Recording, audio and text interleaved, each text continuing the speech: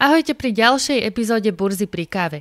Opäť vás tu dosť pribudlo, veľmi sa tomu teším a ďakujem za všetku podporu. Za každý like, zdieľanie, komentár, či už pozitívny alebo aj challengeujúci. Aj vďaka vám sa stále viac učím, posúvam a mám motiváciu a nápady na ďalšie videá.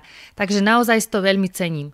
Týmto vás všetkých nových vítam na mojom kanáli, kde rozoberám investovanie do akcií, do nehnuteľností a celkovo financie.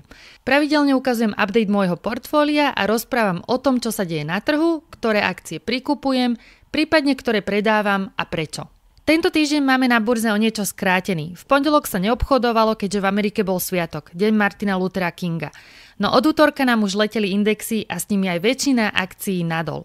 A ako som spomínala v poslednom videu, verím, že táto volatilita len tak neprestane. Budeme ju tu mať aj naďalej. Minimálne kým nepríde k nejakej stabilizácii na trhu, k nejakej istote, aj keby to mala byť v úvodzovkách negatívna istota, ako napríklad prvé avizované zdvíhanie úrokových sadzieb zo strany Fedu, Americkej centrálnej banky. Tu je moje aktuálne portfólio. Minulý týždeň bolo vo vyše 2% pluse, dnes je opäť v mínuse. Dividendová časť portfólia sa drží fajn, pretože veľa peňazí sa presúva práve z technologického sektora do takýchto kvázi value stocks, čiže value akcií. Ale sú to práve rastové akcie, technologické akcie, ktoré sú pod tlakom a peniaze z tejto časti burzy sa aj naďalej pod hrozbou inflácie a zvyšujúcich úrokov presúvajú preč. Minulý týždeň som celkom podrobne prešla každú jednu pozíciu v mojom rastovom portfóliu a hovorila o tých, ktoré mám v pláne nakupovať a pri ktorých sa začínajú otvárať zaujímavé príležitosti. Ale práve v útorok prišli veľké správy, ktoré sa týkali až dvoch spoločností v mojom portfóliu a na základe ktorých som jednu z nich s krásnym ziskom predala. A samozrejme hovorím o predaji spoločnosti Activision Blizzard.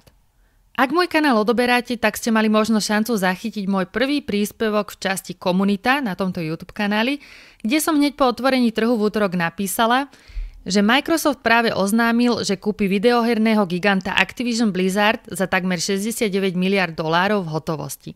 Ďalej som písala, že som na základe týchto správ práve predala tieto akcie Activision Blizzard z môjho portfólia so ziskom vyše 40%.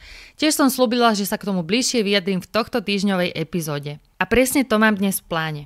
Čo je to akvizícia, čo to znamená pre tieto dve firmy, aké sú tam risky, prečo som akcie predala, čo by sa stalo, ak by som si ich nechala a tiež čo plánujem robiť s akciami Microsoftu v mojom portfóliu, tak to sú všetko otázky a veci, na ktoré zodpoviem v dnešnej epizóde. Pustíme sa teda do toho. Spoločnosť Microsoft asi nemusím nikomu predstavovať, no Activision Blizzard je o niečo menej známa. Ale to neplatí pre nás gamerov, ktorí ju naopak veľmi dobre poznáme.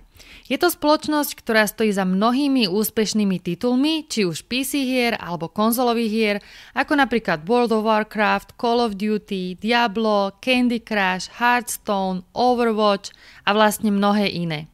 Ja som na ňu len pár týždňov dozadu urobila samostatné video s analýzou a dôvody, prečo som ju kupovala. Tiež som v danej epizóde prebrala risky, ktoré sú s ňou spojené a v dôsledku ktorých boli jej akcie dole vyše 40% od svojho vrcholu.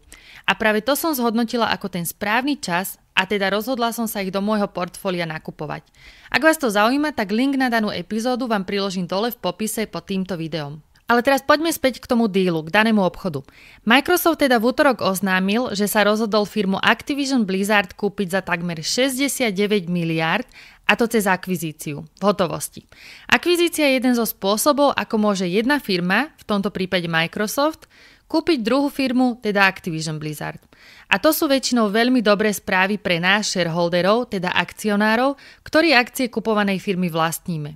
Je to z dôvodu, že kupujúca firma sa zväčša rozhodne zaplatiť vysokú prémiu, teda prirážku, k súčasnej trhovej cene kupovanej firmy. A je to kvôli tomu, aby si zabezpečila, že akcionári odsúhlasia a teda budú hlasovať za schválenie tohto obchodu, tohto dílu.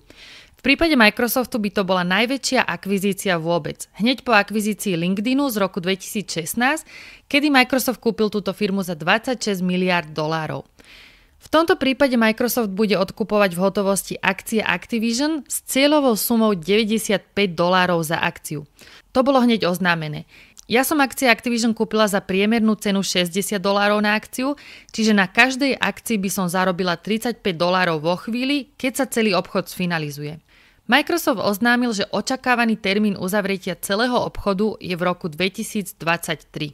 Tu prichádza samozrejme otázka, prečo som nepočkala až do chvíle ukončenia obchodu, kedy by mi automaticky v brokerovi zmizli akcie Activision a dostala by som na účet cash. Hotovosť vo výške $95 krát počet akcií. V mojom prípade som držala 5,5 akcie. Dôvod, prečo som ich predala hneď po otvorení trhu v útorok, podarilo sa mi to za cenu $86,20 na akciu, bol, že vždy sú tu určité risky. Nie každá akvizícia, hoci už dohodnutá medzi danými firmami, musí aj prísť do úspešného konca. V tomto prípade je risk, že to vyvolá množstvo otázok zo strany regulátorov, čo je celkom bežné pri takýchto obrovských akvizíciách. Tu sa konkrétne píše, že americké regulačné orgány však naznačili, že budú oveľa agresívnejšie pri hodnotení veľkých akvizícií, najmä v technologickom priemysle. Takže existuje šanca, že dohoda zanikne pod kontrolou vlády. To je jeden z dôvodov, prečo som sa rozhodla akcie predať a zaistiť si už aj tak vysoký, vyše 40% zárobok, zisk, na mojich akciách. Osobne si však myslím, že k akvizícii napokon úspešne príde. Druhým dôvodom potom bolo, že ten peňažný rozdiel, ktorý by som zarobila naviac, ak by som počkala do roku 2023, je malý a radšej tento zisk použijem za ten čas na ďalšie investovanie. Kúpiť teda akcie, kde sa mi peniaze môžu zhodnotiť ešte lepšie, keďže sa začínajú na akciovom trhu postupne črtať ďalšie zaujímavé príležitosti. Čo teda znamená akvizícia konkrétne pre tieto dve firmy? Spoločnosť Microsoft za posledné roky začala agresívne investovať do gaming segmentu. V roku 2014 kúpili Minecraft za $2,5 miliardy a minulý rok Microsoft dokončil akvizíciu výrobcu hier Bethesda za $7,5 miliardy. No a táto Activision Blizzard akvizícia tiež zohráva dôležitú úlohu pre dlhodobú víziu Microsoftu, a to pri vytváraní technológií virtuálneho sveta nazývaného Metaverse, o ktorom sme už asi všetci počuli. A to konkrétne aj v súťaži z Meta s bývalým Facebookom. V skutočnosti CEO Microsoftu, Satya Nadella, bol prvým z Big Tech, teda z veľkých technologických spoločností, ktorý verejne uznal hodnotu Metaversu, a to dokonca mesiace pred samotným Markom Zuckerbergom z Facebooku, z Meta. No a čo to znamená pre Microsoft v praxi? Keď sa táto transakcia uzavrie, čiže keď tento celý obchod prebehne, tak Microsoft sa stane treťou najväčšou hernou spoločnosťou na svete podľa tržieb, čiže podľa ich revenue, a to hneď po Tencent a Sony. Čiže táto dohoda ilustruje ďalší konsolidačný krok v rámci herného priemyslu a masívnu stávku na budúcnosť Metaverse. Ja som vám už v minulosti spomínala, že Satya Nadella, CEO Microsoftu, má môj veľký obdiv. Čítala som jeho autobiografiu Nový vietor a presne to je to, čo Satya Nadella priniesol do Microsoftu a vďaka čomu sa mu podarilo firmu vytiahnuť z problémov a nastaviť na tú správnu cestu budúceho rastu a upevniť vlastne tak aj pozíciu Microsoftu medzi Big Tech hráčmi. A môj názor je, že toto veľmi rýchlo uprace aj problémy s manažmentom, s ktorými mala firma Activision Blizzard už dlhšie problémy, s ktorými si nevedela poradiť a ktoré vlastne akcie tiež ťahali nadol.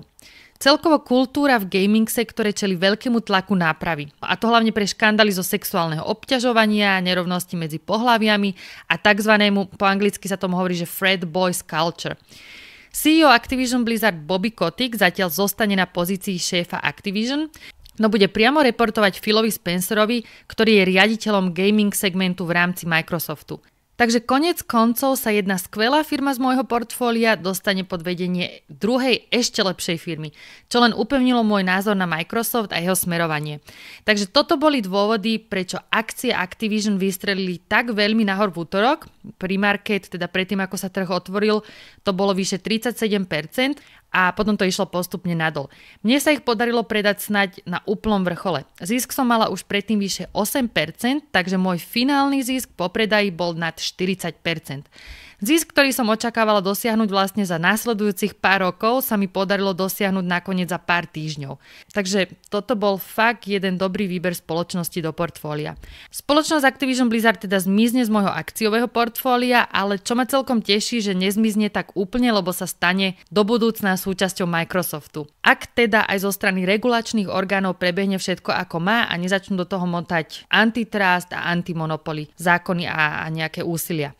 Na druhej strane tieto správy akvizície, konkrétne akcie firmy Microsoft, zatiaľ nejako neovplyvnili. Jej akcie sa posledné týždne obchodovali za nižšiu cenu, čo je v dôsledku celkového tlaku na technologický sektor. A ak to pôjde takto aj naďalej, možno sa mi otvorí príležitosť pridať viac akcií Microsoftu za zvýhodnenú cenu aj do môjho portfólia. Ak sa tak stane, budete o tom vedieť z mojich ďalších epizód. Dajte mi vedieť dole v komentoch, či niektorú z týchto dvoch firiem vlastníte a prípadne, či ste akcie Activision tiež predávali. To je na dnes všetko, týmto to uzavriem a počujeme sa na budúce.